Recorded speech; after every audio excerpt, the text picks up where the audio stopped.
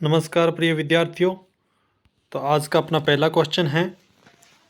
हम continue question answers की series करवा रहे हैं राजस्थान जीके से संबंधित।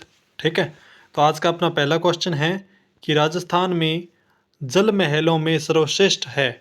राजस्थान के अंदर जल महलों में सर्वश्रेष्ठ है वह कहाँ का महल है, ये आपको बताना है। ठीक है, उदयपुर, जयपुर, कोटा, डींग। ठीक है, तो इस क्वेश्चन का जो आंसर है वह आपका रहेगा डींग। ठीक है, डींग के जो जल महल है वह राजस्थान में सर्वश्रेष्ठ जल महलों की श्रेणी में आते हैं। ठीक है, चलते हैं अपने अगले क्वेश्चन की ओर। जयपुर स्थित अल्बर्ट हॉल की स्थापना 1876 में की गई। ठीक है, याद रखना है कि जयपुर में है कौन सा, अल्बर्ट हॉल। और याद रखना, ऐसे ही क्वेश्चन पूछे जाते हैं कि अल्बर्ट हॉल कहाँ पे है, तो जयपुर में है। और इसकी स्थापना कब की गई थी, 1876 में की गई थी। अब पूछा क्या गया है कि अल्बर्ट म्यूजियम किन चित्रों के लिए प्रसिद्ध है। भित्ति चित्रों के लिए, अलवर शैली चित्रों के लिए, जयपुर शैली चित्रों के लिए, या शेखावटी चित्रों के लिए। ठीक है, तो हमें बताना है कि अल्बर्ट म्यूजियम किन चित्रों के लिए प्रसिद्ध है। ठीक है, तो 705 नंबर जो क्वेश्चन है, इस क्वेश्चन का आपका आंसर रहेगा कि भित्ति चित्रों के लिए प्रसिद्ध है। अल्बर्ट म्यूजियम है वह भित्ति चित्रों के लिए प्रसिद्ध है। चलते हैं अपने अगले क्वेश्चन की ओर कि किस संग्रहालय में सिंधु घाटी सभ्यता से लेकर गुप्त वंश तक के नमूनों का संग्रहण है। ऐसा कौन सा संग्रहालय है जिसमें सिंधु घाटी सभ्यता से लेकर गुप्त वंश तक के नमूनों का संग्रहण आपको मिल जाएगा। करनी संग्रहालय, शार्दुल संग्रहालय, बीकानेर संग्रहालय, या जयपुर संग्रहालय। तो 706 नंबर जो क्वेश्चन है, इसका आपका आंसर रहेगा बीकानेर संग्रहालय। बीकानेर संग्रहालय में सिंधु घाटी सभ्यता से लेकर गुप्त वंश तक के जो नमूने हैं उनका संग्रहण आपको मिल जाएगा। चलते हैं अपने अगले क्वेश्चन की ओर। किस संग्रहालय में मध्यकाल की मूर्तियां तथा गुप्त वंश के नमूनों का संग्रहण है। ठीक है, यहाँ पे पूछा है कि ऐसा कौन सा संग्रहालय है जहाँ पे मध्यकाल की मूर्तियां तथा गुप्त वंश के नमूनों का आपको संग्रहण मिलेगा। ठीक है, राजकीय संग्रहालय कोटा, केंद्रीय संग्रहालय जयपुर, राजकीय संग्रहालय बीकानेर, राजकीय संग्रहालय हवा महल जयपुर।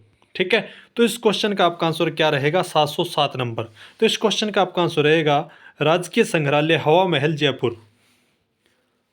चलते हैं अपने अगले क्वेश्चन की ओर। बहुत ही अच्छा क्वेश्चन है, बार बार परीक्षा में पूछे जा रहे क्वेश्चन है ये। किस नृत्य से सूरदास बड़ी डोकरी, बोरी,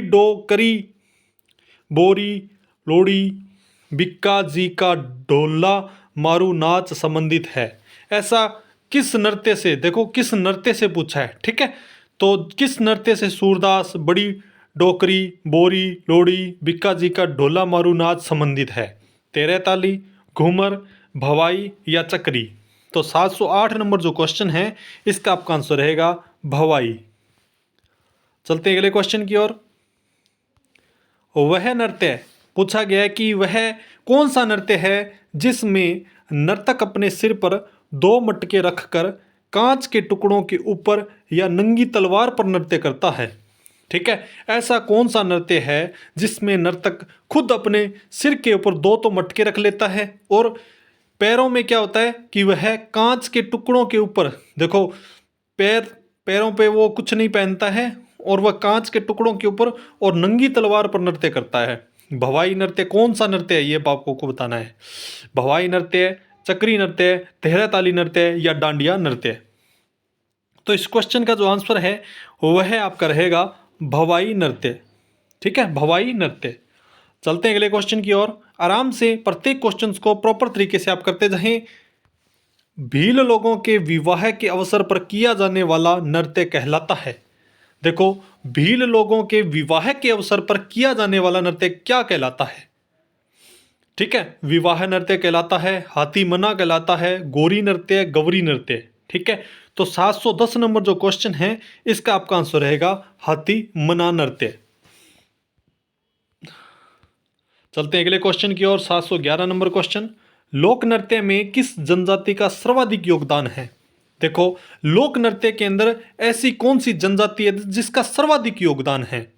भील, ग्रासिया, शहरिया या मीणा। ठीक है, तो 711 नंबर जो क्वेश्चन है इसका आपका आंसर रहेगा भील। भील जनजाति का जो है सर्वाधिक योगदान है लोक नृत्यों में। चलते हैं अगले क्वेश्चन की ओर कि मांगणियार मुस्लिम शेख द्वारा बजाए जाने वाला वाद्य यंत्र है। खाज, रावण हत्ता, सारंगी, कामायचा। इसमें से आपका कौन सा आंसर सही रहेगा? ठीक है, तो इस क्वेश्चन का जो आंसर है वह है कामायचा। ठीक है, चलते हैं अगले क्वेश्चन की ओर। बहुत ही बेहतरीन क्वेश्चन। किस वाद्य यंत्र को बजाने की विशेष पद्धति डूंगरपुर क्षेत्र में तेहरा ताली कहलाती है? ऐसा कौन सा वाद्य यंत्र है जिसको जो बजाने की जो विशेष पद्धति है वह डूंगरपुर क्षेत्र में तेहरा ताली कहलाती है? बांज, मोरचंग, मजीरा, खड़ताल। ठीक है, तो 713 नंबर जो क्वेश्चन है इस क्वेश्चन का आपका आंसर रहेगा मजीरा। ठीक है, मंजीरा। और ये जो क्वेश्चन मैं आपको करवा रहा हूं इसकी आप कम से कम है ना एक वीडियो को 2 बार देखो, जिससे कि आपको जो ये क्वेश्चन है प्रॉपर तरीके से याद हो जाएंगे। चलो चलते हैं अगले क्वेश्चन की ओर। भीलों के घरों को किस नाम से जाना जाता है? भीलों के घरों को किस नाम से जाना जाता है? कु, डेपाड़ा, कोरुआ, सलुका। तो 714 नंबर जो क्वेश्चन है इस क्वेश्चन का आपका आंसर क्या रहेगा? ठीक है, तो इस क्वेश्चन का आपका आंसर रहेगा कु कहलाते हैं। भीलों के जो घर होते हैं वह कु कहलाते हैं। चलते हैं अगले क्वेश्चन की ओर कि गद्य गीत किसे कहते हैं? गद्य गीत किसे कहते हैं? भक्ति रचनाओं वाले गीत, पेशेवर गायकों के गीत, पुरुष वर्ग के गीत या महफिलों के गीत। ठीक है, तो गद्य गीत किसे कहते हैं यह आपको बताना है। तो इस क्वेश्चन का जो आंसर है वह है पेशेवरों गायकों के गीत होते हैं उनको गद्य गीत कहा जाता है। चलते हैं आज के अगले क्वेश्चन की ओर। दौसा और सवाई माधोपुर क्षेत्र में कौन सा ख्याल प्रसिद्ध है? दौसा और सवाई माधोपुर क्षेत्र में कौन सा ख्याल प्रसिद्ध है? ठीक है, कौन सा ख्याल प्रसिद्ध है? अमर सिंह रो, रूठी रानी रो, पद्मिनी रो, हेला रो। ठीक है, तो 716 नंबर जो क्वेश्चन है इसका आपका आंसर रहेगा हेला रो। ठीक है, हेला रो ख्यात है वो है दौसा और सवाई माधोपुर क्षेत्र में प्रसिद्ध है। चलते हैं अगले क्वेश्चन की ओर कि कुर्जा, मुमल, घुघरी, केवड़ा इत्यादि लोकगीत किस क्षेत्र से संबंधित है? देखो, कुर्जा, मुमल, घुघरी, केवड़ा इत्यादि जो भी ये लोकगीत हैं वह किस क्षेत्र से संबंधित है? मैदानी, पर्वती, मरुस्थली या तटीय। ठीक है, तो 717 नंबर जो क्वेश्चन है इस क्वेश्चन का आपका आंसर रहेगा मरुस्थली। ठीक है, मरुस्थली क्षेत्र से संबंधित है कुर्जा, मुमल, घुघरी, केवड़ा। चलते हैं अगले क्वेश्चन की ओर। ढोला मारू लोक वार्ता या गाथा राजस्थान में अत्यधिक लोकप्रिय है।